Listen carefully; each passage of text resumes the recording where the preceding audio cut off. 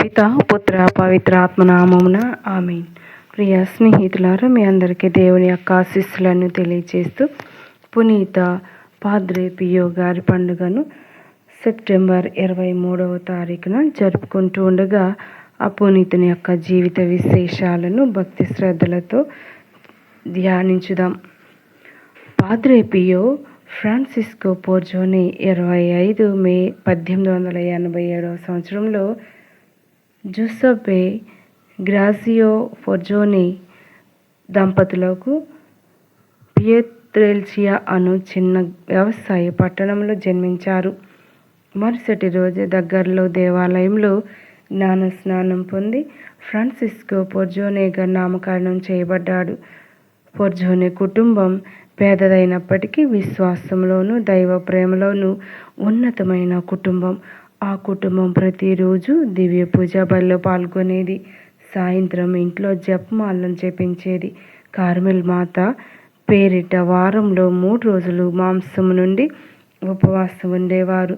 పియో గారి తాత నాయనమ్మ తల్లిదండ్రులు చదవడం రాయడం రాకపోయినను బైబిల్ కంఠస్థం వచ్చు కనుక పిల్లలకు బైబిల్ కథలు చెప్పగలిగేవారు. ఇలాంటి దైవిక ఆధ్యాత్మిక కుటుంబంలో పియో గారి జీవితంలో విశ్వాస బీజాలు పడ్డాయి. ఫ్రాన్సిస్కో తన చిన్నతనమునే అసాధారణమైనటువంటి అనుగ్రహ వరాలను ప్రదర్శించాడు. తన 5వ ఏట తన జీవితాన్ని దేవునికి సమర్పించుకున్నాడు. తన బాల్య జీవితం నుండి మఠవాస జీవితం వరకు దేవుణ్ణి తనకు తాను సమర్పించుకున్నారు. తన చిన్నతనం నుండి భక్తి విశ్వాసాలు కలిగి ఉంటూ దేవాలయమునకు వెళ్ళి ప్రార్థన చేయుటకు ఇష్టపడేవారు. అతని తల్లి వివరించింది. చిన్న బాలునిగా ఉన్నప్పుడే తన కావలి సన్మనస్కునితో మాత్రమే కాక యేసు ప్రభు మరియ తల్లితో సంభాషించి తన అమాయకత్వపు ప్రతి ఒక్కరూ ఇలాంటి అనుభవాన్ని కలిగి ఉంటారని భావించాడు. ఒకసారి ఈ ఆధ్యాత్మిక వైఖరిని గమనించిన ఒక స్త్రీ ఇలా అడిగింది, నీవు ఎప్పుడు నీ జీవితాన్ని దేవునికి అంకితం చేసుకున్నావు? నీవు ప్రప్రథమంగా దివ్య సప్రసాదాన్ని స్వీకరించినప్పుడా? దానికి సమాధానంగా ఎప్పుడు కుమార్తె ఎల్లప్పుడూ అని చెప్పారు. అలాగే పాద్రే పియో గారు తన జీవితం ద్వారా అనేకమైనటువంటి గొప్ప విశేషాలను మనం ధ్యానించుదాం. అనేక సార్లు సాతాను చేత శోధింపబడి దాడి చేయబడ్డాడు. ఫ్రాన్సిస్కో తన 15వ ఏట ఇటలీ దేశంలోని మోర్కెనో అను ప్రదేశంలో పునీత అస్సిసిపుర ఫ్రాన్సిస్ వారి కపూచిన్ సభకు చెందిన నోవిషియేట్లోకి ప్రవేశం పొంది కపూచిన్ సభ అంగీని 22వ జనవరి 1903లో స్వీకరించారు. అప్పుడే తన పేరును పియోగా మార్చుకున్నాడు. 1 సంవత్సరం తర్వాత 22 జనవరి 1904లో తన ప్రథమ మాటపట్టును చేశాడు. తన ఆదర్శమైన ప్రవర్తనను భక్తి విశ్వాసాలు చూసి తోటివారు మరియు మఠ పెద్దలు అతనిని ఎంతగానో ప్రశంసించేవారు. ఇతర మఠ విద్యార్థుల్లో కన్నా అతనిలో ఎంతో ప్రత్యేకత ఉండేది. నేను అతనిని గమనించినప్పుడల్లా ఎంతో వినయంగా ధ్యానపూర్వకంగా మౌనంగా ఉండేవాడు. సోదరుడు పియోలో నన్ను అమితంగా తట్టినది ఏమిటంటే ప్రార్థన పట్ల అతనికి ఉన్న ప్రేమ అని తోటి మఠ విద్యార్థి ఒక్కరు సాక్ష్యమిచ్చారు. 3 సంవత్సరముల అనంతరం 1907వ సంవత్సరంలో నిత్య మాట పట్టును చేశారు. 10 ఆగస్టు 1910వ సంవత్సరమున తన 23వ ఏట పియో గారు గురువుగా అభిషిక్తుడైనాడు. పియో గారి తన ఆధ్యాత్మిక జీవితంలో దివ్య పూజ బలి అతి ప్రాముఖ్యమైన అయింది. దివ్య పూజ బలిలో అనేక సందర్భాల్లో ధ్యానంతో కూడిన మౌనంలోనికి వెళ్ళేవారు. తద్వారా దివ్య పూజ కొన్ని గంటల పాటు కొనసాగేది. దివ్య పూజను తక్కువ సమయంలో పూర్తి చేయమని కోరినప్పుడు అందరి గురువుల వల్లే దివ్య పూజను చేయవలనని నాకు ఉన్నది. ఆ దేవునికి తెలుసు, కానీ నేను చేయలేను అది సమాధానమిచ్చాడు. పియో గారు క్రీస్తు శ్రమలను ఎక్కువగా ధ్యానించేవారు. పియో గారి భక్తికి అనేక మంది విశ్వాసులు ఆకట్టుకున్నారు. నెమ్మదిగా ఒక్కొక్కరు ఆయన ఆధ్యాత్మిక సలహాల కొరకు ఆయన దగ్గరకు రావడం మొదలుపెట్టారు. అనేక మంది ఆయన ఆధ్యాత్మిక సలహాలను పొంది వారి జీవితంలో మరచిపోలేని అనుభవాన్ని పొంది ఉన్నారు. సంవత్సరాలు గడిచే కొద్దీ వేల మంది సంఖ్యలో ప్రపంచ నలుమూలల నుండి యాత్రికులు, భక్తులు పియో గారి దగ్గరకు రావటం జరిగింది. పియో గారు గొప్ప ప్రార్థనాపరుడు. అతి చిన్న వయస్సులోనే 30 సంవత్సరాలలోపే ఆధ్యాత్మిక అంచులకు చేరుకోగలిగారు. ఎడతెరిపి లేకుండా ప్రార్థన చేసేవారు. చాలా సాధారణమైన భాషలో ప్రార్థించేవారు. ఎక్కువగా జపమాలను వల్లించేవారు. ఇతరులకు కూడా జపమాల జపించాలని చెప్పేవాడు. ఉత్తరించు స్థలంలో ఉన్న ఆత్మల కొరకు ప్రార్థించాలని కోరేవారు. మన ప్రార్థనతో ఉత్తరించు స్థలమును ఖాళీ చేయవలెను అని పియో గారు చెబుతూ ఉండేవారు. పియో గారు తన జీవితమంతా కూడా అనారోగ్యంతో బాధపడినారు. అయితే అతను ఎప్పుడు కూడా నిరాశ చెందలేదు.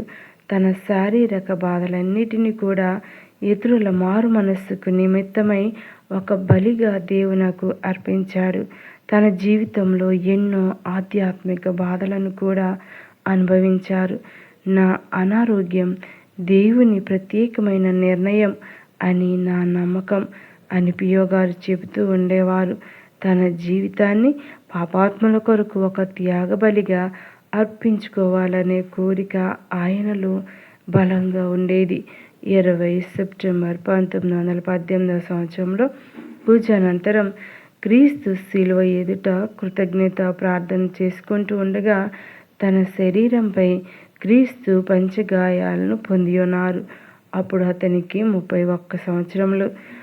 ఈ పంచగాయాలను ఇలా 50 సంవత్సరముల పాటు కలిగి ఉన్నారు. శ్రీసభ చరిత్రలో క్రీస్తు పంచగాయాలను పొందిన మొట్టమొదటి గురువు పాద్రే పియో గారు. పాద్రే పియో గారికి దేవుడు ఎన్నో అసాధారణమైన ఆధ్యాత్మిక వరములను వసగి ఉన్నాడు. స్వస్థత వరం, ఒకే చోట 2 చోట్ల కనిపించటం, ప్రవచనం, అద్భుతాలు, ఆత్మ వివేచనం, ఇతరుల హృదయాలను చదవటం, అన్య భాషలు అర్థం చేసుకోవటం, దేవదూతలను గాంచటం, తాను పొందిన పంచగాయములను నుండి మధుర సువాసనను మొదలుగున్నవి. పాద్రే పియో గారు ఉదయం 2:30 గంటలకే లేచి ప్రార్థన చేసుకొని దివ్యబలి పూజకు సిద్ధమయ్యేవాడు. తక్కువగా నిద్రపోయి మితంగా భోజనం చేసేవాడు. రోజులో ఎక్కువ సమయం పాప సంకీర్తనాలు వినేవాడు. రోజులో దాదాపు 16 గంటలు పాప సంకీర్తనాలు వినేవాడు. చాలా పేద జీవితాన్ని జీవించాడు. పేదరికం, బ్రహ్మచర్యం, విధేయత అను వ్రతాలను ఎంతో గౌరవించి జీవించాడు. పాద్రే పియో గారు ఆరంభించిన ప్రార్థనా సమూహాలు ఇప్పుడు ప్రపంచమంతటా వ్యాపించాయి. పేదవారిలో క్రీస్తు తిరుముఖమును గాంచాడు. తన 81వ ఏట 23 సెప్టెంబర్ 1968 సంవత్సరంలో తుది శ్వాసను విడిచారు. మరణించినప్పుడు తన చేతిలో ఉన్నది ఆయన చివరి పలుకు, యేసు మరియా, యేసు మరియా. పాద్రే పియో గారు తరచుగా ఇలా అంటూ ఉండేవారు: నా మరణానంతరం నేను ఇంకా ఎక్కువ కార్యాలు చేసేదను. నా అసలు ప్రేషిత కార్యం నా మరణానంతరం ఆరంభమగును. 16 జూన్ 2002 సంవత్సరంలో 2వ జాన్ పాల్ పాప్ గారు పియో గారిని పునీతునిగా ప్రకటించారు. పునీత పియో గారి జీవితమంతా కూడా పునీత పౌలు కొలస్సీలకు రాసిన లేఖ 1వ అధ్యాయం 24వ వచనంలో చెప్పిన వాక్యాల్లో ఇమడవచ్చు. మీ కొరకు నేను పొందిన శ్రమలకు ఇప్పుడు నాకు ఆనందంగా ఉన్నది. క్రీస్తు తన శరీరంపై స్త్రీ సభ కొరకు పడిన బాధల్లో కొదువగా ఉన్న వాణిని నా శ్రమల ద్వారా పూర్తి చేయుచున్నాను. ప్రార్థించండి, ఎదురు చూడండి. ఆందోళన చెందటం నిరుపయోగం. దేవుడు దయామయుడు. మన ప్రార్థనను ఆయన ఆలకించును.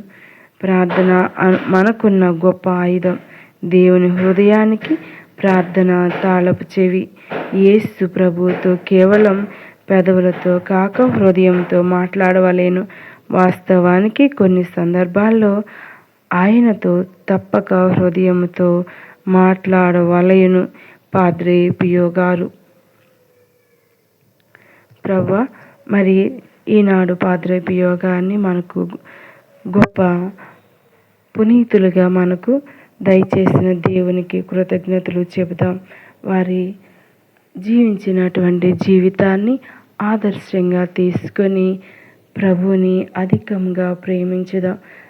దేవుని యొక్క పంచగాయాలను ధ్యానిస్తూ దేవుని మహిమలో పాల్గొనడానికి సహాయం చేయమని పాద్రే పియో గారిని మధ్యస్థ ప్రార్థన ద్వారా దేవుని యొక్క దీవెనలు పొందుదాం. పాద్రే పియో గారు మా కొరకు ప్రార్థించండి. పితా, పుత్ర, పవిత్రాత్మ నామమున ఆమేన్.